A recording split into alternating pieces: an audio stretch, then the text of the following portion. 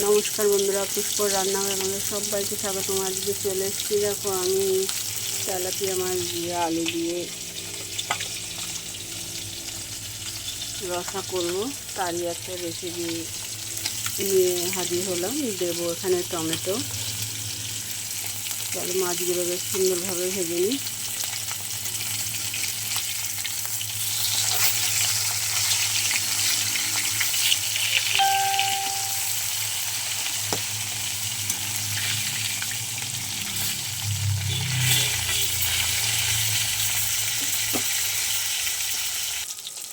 চলো, মাছ ভাজা হয়ে গেছে, তুলে নিই।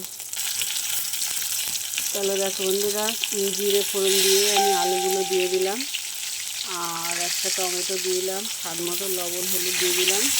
সুন্দর করে বেশ কষিয়ে নেব। কষাতে কষাতে আমার টমেটো ভাজা ভাজা হয়ে যাবে, কষানো হয়ে যাবে।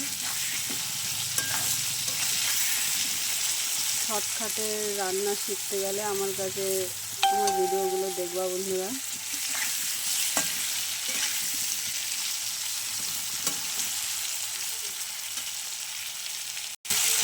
দেখো বন্ধুরা, আমার আলুগুলো একদম ভাজা হয়ে গেছে, আর টমেটোটাও দেখো গলে গেছে। এখন আমি জল দিয়ে দেবো। চলো, জল দিয়ে দিলাম, এবার ঢাকা দিয়ে দিই। দেখো বন্ধুরা, মাছের ঝোল বেশ সুন্দরভাবেই ফুটে গেছে।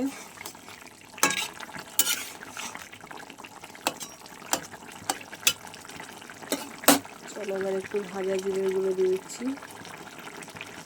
বেশ আর কিছু দেবো না। এবার আমি নামিয়ে নেব।